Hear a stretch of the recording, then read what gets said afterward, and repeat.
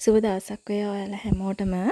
ඔන්න මං අදත් ඔයාලට රසම රස රෙසිපි එකක් අරගෙන ආවා. මුරුංග කොළ දාලා හදන්න පුළුවන් උඳු වඩේ රෙසිපි එකක් මං ඔයාලට අරගෙන ආවේ. මේක හදන්න හරිම ලේසි. ඒ වගේම තමයි මේක ගොඩක් පෝෂ්‍යදායී කෑමක්. මුරුංග කියන්නේ ගොඩක් පෝෂ්‍යදායී කෑමක්නේ.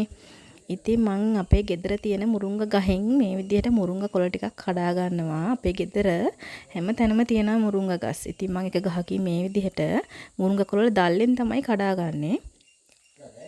ඉතින් ඊට පස්සේ මම මේ ටික මේ විදිහට කඩා ගන්නවා. මට ඉතින් මේ ටික ඇති. මොකද අපි වැඩි කඩා ගන්න ඕනේ නැහැනේ. අපිට අවශ්‍ය ප්‍රමාණය කඩා ගත්තාම ඇතිනේ. ඊට පස්සේ මම මේ ටික හොඳට සෝද ගන්නවා මේ විදිහට. ඔයාලත් මේවා හොඳට සෝද ගන්න. මොකද මුරුංග කොළවල චූටි චූටි සත්තු ඉන්න පුළුවන්. ඒ වගේම දූවිලි තියෙන්න පුළුවන්.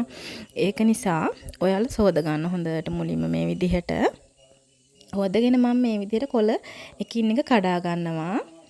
මොකද අපි කැපේ යුඳු වඩේකට එකතු කරන්න කලින් මේ විදිහට පොඩියට කඩා ගන්න ඕනේ කොළ ටික. ගොඩාක් චූටියට කඩා ගන්න ඕනෙත් නැහැ. මේ විදිහට කඩා ගන්න.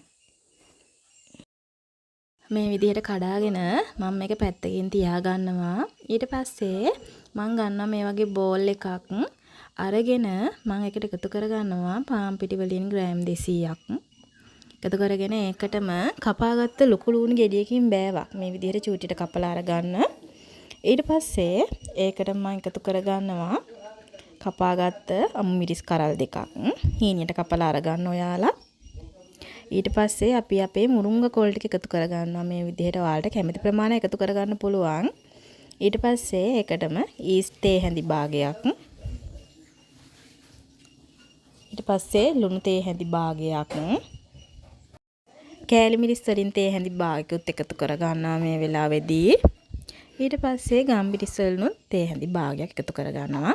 දැන් මම මේකට ඇල් වතුර වලින් මිලිලීටර 100ක් විතර එකතු කර ගන්නවා. එකතු කරගෙන මම මේක හොඳට අනා ගන්නවා හැන්දෙන්.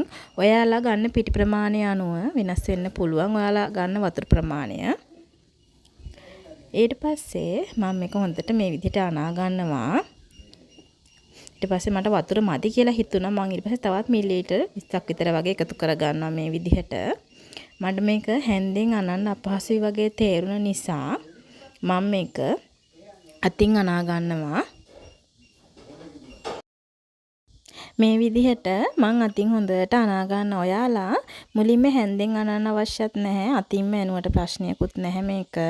අපිට කැමති විදිහකට මේ මිශ්‍රණය හොඳට අනා ගන්නයි ඕනේ. මේ විදිහට හොඳ අතේ ඇලෙන බැටර් එකක් හදා ගන්න මේ ප්‍රමාණේ. ඊට පස්සේ මේක දැන් අපි හොඳට වහලා පැය භාගයක් විතර තියන්න ඕනේ. ඊස්ට් ටික සෙට් වෙනකන් තියා ගන්න ඕනේ පැය භාගයක් විතර. ඊට පස්සේ මේ පැය භාගයකට පස්සේ ඔන්න දැන් අපේ මිශ්‍රණය හොඳට පිපිලා තියෙන්නේ. මෙන්න මේ වගේ වෙන්න ඕනේ. මොකද අපේ ඊස්ට් එක පිපෙන්න ඕනේනේ උඳු වඩේක හදා ගන්න කලින්.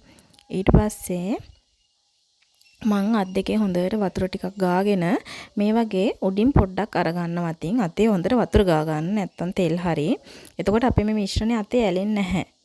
ඊට පස්සේ මම මේක මේ විදිහට අල්ලට අරගෙන මැද අපේ හිල හදා ගන්නවා මේ විදිහට උඳු වඩේ ප්‍රමාණයට. උඳු වඩේ වල ඉතින් මේ විදිහටනේ තියෙන්නේ. ඒක නිසා ඊට පස්සේ මම මේක පෑන් එකක් ලිපේ තියලා ඒකට තෙල් දාලා තෙල් එක පැහුණාට පස්සේ අපි අර අතේ තිබ්බ අපේ මිශ්‍රණය මෙන්න මේ විදිහට තෙල් එකට දා ගන්නවා. මේ විදිහට දා ගන්න.